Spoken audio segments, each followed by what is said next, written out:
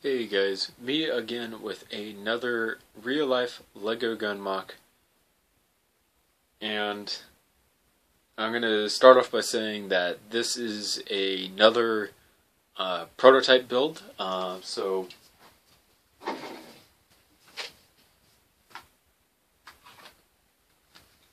this is my first prototype build that I've built in real life.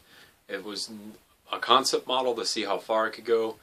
This is the vector, so it was just to get a few different concepts down, different things like that, and to see like what I could exactly do and whatnot.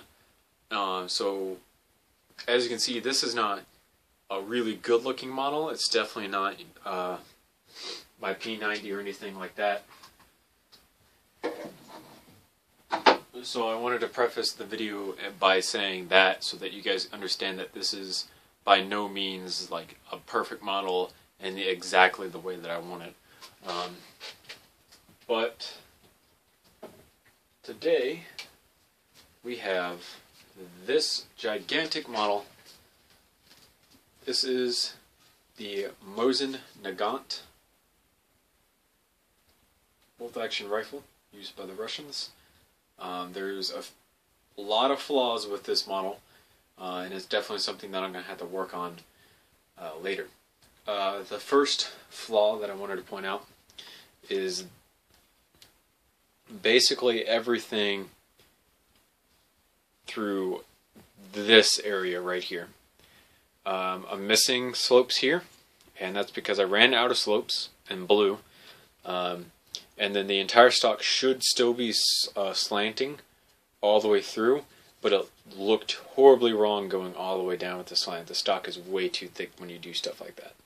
The other thing, this right here, as you can see, even though it's a low quality camera because I need to actually see what I'm doing because this is such a huge model, these are only like 2x2s and 2x3s being used right through here. So holding the weapon like this with the entire thing splits it across the seam right here, which is horrible for the model. It will pretty much break them into doing that too much. There's no trigger, which is another flaw. This seam here is going to be another flaw. This being weak is a flaw. Slopes missing here is a flaw. This magazine, integral magazine I should say, should be in black, but it's in blue. The bolt does not sit where it needs to. It functions pretty well. As you can see, it locks in place, and then you can pull it up and bring it back. But the big flaw about the bolt is that you can just completely lift it off. No ifs, ands, or buts about it. You can just flip the gun upside down and boom, it comes right off. The cool thing is the hole to load the bullets is there, so you can technically load the weapon itself. Another flaw is this band. To get it kind of seated in there, had to come way up over top of here, and then the second barrel band is right there. Black barrel, but the blue, whatever this is, I don't know what that is underneath the barrel. I'll have to look it up later. The handguard is flat on bottom when it should have slopes so that it feels a little bit better. And then this groove here, which is a weight reduction mark from what I understand, should be 2 bricks high with a circle in the back of it, and it needs to be moved forward, not right here where the bolt is. And that's basically all the flaws here, but it's still a pretty cool rifle. I definitely have the length down. I've definitely got the overall shape that I want. Now the only thing that I really need to do is build it in LVD and then render it in Pavre. And then I'll be fine, basically. This is missing sights, so that's a drawback. The bolt gets a little stuck because I don't have it on those rail pieces. There's no trigger to really pull.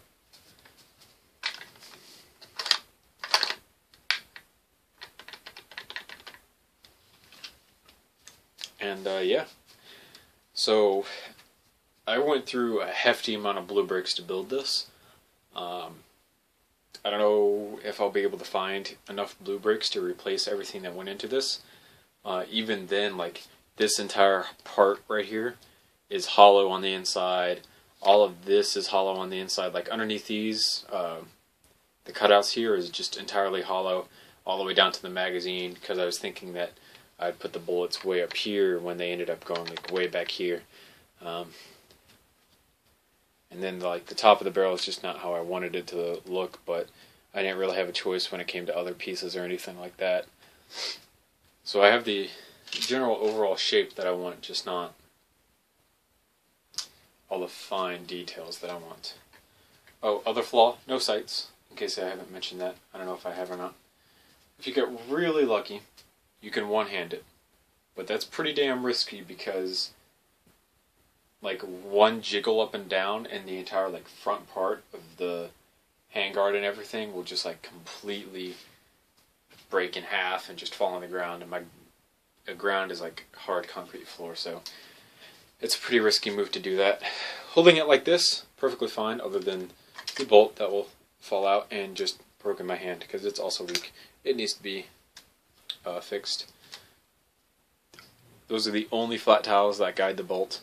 I like don't have any flat tiles like at all, which is disappointing. And yeah, that's pretty much it, because this is a pretty simple bolt action rifle. There's only two mechanisms that would technically work if I had one, so it would be the trigger and the bolt's working. The only thing that's really missing is the trigger. I've got, like I said, I've got the shape that I want, I've gotten the length that I want. All I really need to do is make it in LDD so that it looks much, much better than this. I don't even think I can get you guys like a full view of it. Oh, I guess I can. So this is a pretty sweet model. It's definitely a cool display stand. It's definitely not something that I'm going to be playing with like I do my SV98 or anything like that. It's pretty damn weak. Like, all you can hear is cracking everywhere when you move it around and whatnot. And yeah, that's pretty... So, there goes the stock. As I was saying, this entire grip right here, pretty weak. So, I'm guessing that would be the end of the video, unless like you want to like one-hand it without like a stock or anything. That's pretty much it for this video, so I'll see you guys later in another YouTube video. Thanks so much for watching. Remember to comment, rate, and subscribe for more videos similar to this one.